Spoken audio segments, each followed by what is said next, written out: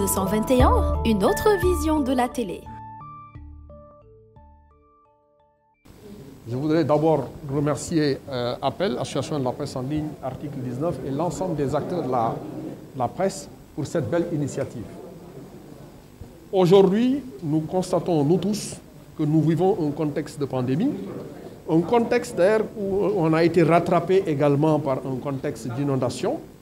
Et vous voyez, nous vivons des cycles de crise.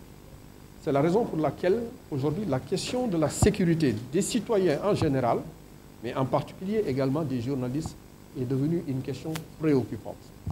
L'État du Sénégal. Aujourd'hui, le Sénégal est un pays de tradition démocratique. Un pays où la liberté d'expression inscrite dans la Constitution est quelque chose de connu et d'accepté pratiquement partout à travers le monde. Si nous avons pu avoir une identité au plan international, quelque part, notre étiquette en termes de démocratie, en termes de pluralisme des médias, a beaucoup aidé pour repositionner notre pays dans ce contexte mondial. Donc, il est évident que l'État du Sénégal est conscient de cet acquis et entend renforcer davantage la liberté d'expression. C'est la raison pour laquelle, d'ailleurs, le Code de la presse, qui aujourd'hui est en train d'être matérialisé par des textes d'application. Mais c'est les journalistes eux-mêmes qui ont posé le problème de la sécurité du journaliste et la violation des droits pour l'accès à l'information. Il est évident qu'eux-mêmes ont accepté qu'effectivement, avec la facilité de la collecte de l'information et de la diffusion instantanée de l'information, il est extrêmement difficile de sérier qui est journaliste et qui ne l'est pas. Parce que pour garantir la sécurité des journalistes, il faut évidemment que ceux-là qui ont en charge la sécurité, en particulier les forces de défense et de sécurité, puissent avoir les outils et les moyens pour pouvoir faire la différence qui est journaliste et qui ne l'est pas. Parce que nous nous retrouvons tous dans un contexte, que ce soit pour traiter l'information dans un contexte de pandémie ou d'inondation, il est évident que la question de la sécurité se pose au plus haut niveau. C'est-à-dire que c'est la sécurité des citoyens même qui se pose. Maintenant, les journalistes sont là pour collecter, traiter l'information, pour permettre au public d'avoir accès à l'information. Mais il appartient également à cette communauté d'acteurs de la presse de s'organiser avec l'aide de l'État pour faire en sorte qu'on puisse faire la différence de celui qui ne l'est pas. C'est la raison pour laquelle nous avons institué la carte de presse qui est sécurisée, numérisée, qui permet d'un simple clic de pouvoir accéder à l'information, savoir qui est journaliste. On parle de gilet avec une possibilité de code QR, un code numérique qui permet de sécuriser les journalistes. Donc, nous avons suffisamment de solutions technologiques pour permettre aux journalistes. Notre bataille aujourd'hui, c'est comment accompagner le secteur de la presse en termes de structuration, en termes de formalisation et en termes d'accompagnement même au plan financier. Et c'est la raison pour laquelle, d'ailleurs, nous avons mis en place le Fonds d'appui et de développement de la presse, dont l'un des objectifs, c'est d'aider la presse, d'accompagner financièrement la presse à travers la formation, à travers le financement. Ce fonds-là va progresser, va aller de manière progressive d'année en année pour abonder toutes les ressources nécessaires. Et nous y travaillons avec l'ensemble des acteurs. Tous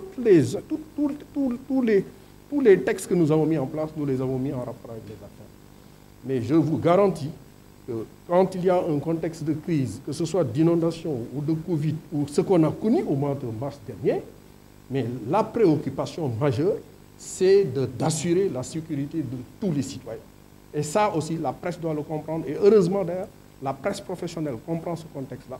C'est la raison pour laquelle nous travaillons tous les jours pour faire en sorte que ceux-là qui sont des journalistes, qui sont des techniciens, qui sont attitrés, puissent s'organiser et qu'on puisse les aider à faire leur travail de manière convenable pour le bénéfice de la nation. Mais écoute, nous sommes dans un pays de droit.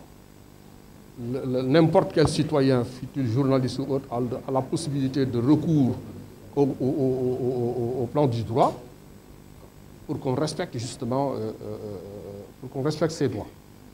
Alors, si vous dites qu'il y a des grandes bénéfices, mais il y a la justice, la liberté de traiter les questions liées à l'atteinte de toutes les personnes, y compris des journalistes. Mais je vous garantis que si nous continuons dans cette lancée, aujourd'hui, je vous dis qu'on ne sait même pas parmi les gens qui sont là, est-ce que véritablement certains sont journalistes ou pas. Ce n'est pas possible. Vous êtes en face d'une multitude de personnes. Aujourd'hui, vous avez parfois des séminaires, des rencontres, où la presse qui est présente est plus nombreuse que les participants. Parce qu'effectivement, le métier est fait en sorte qu'il est ouvert et n'importe qui entre. Et n'importe qui, derrière son clavier, derrière son micro, derrière son truc, peut écrire n'importe quoi pour remettre en cause la dignité des citoyens, la dignité des personnes.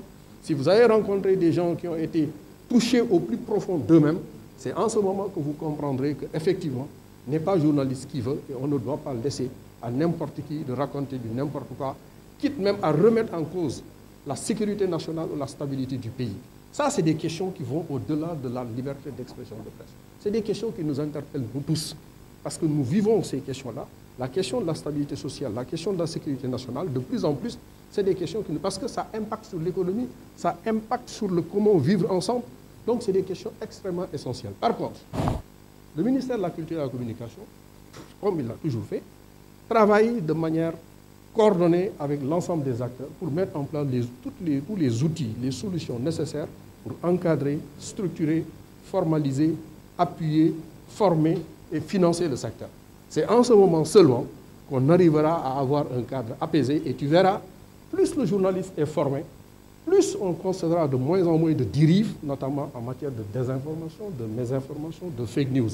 Si vous voyez ces floraisons de fake news ou de désinformation, c'est parce que justement, c'est un métier qui est ouvert et n'importe où. Et donc, nous envisageons de renforcer la formation, d'aider les acteurs à se structurer et derrière, l'État apportera le financement nécessaire pour les accompagner.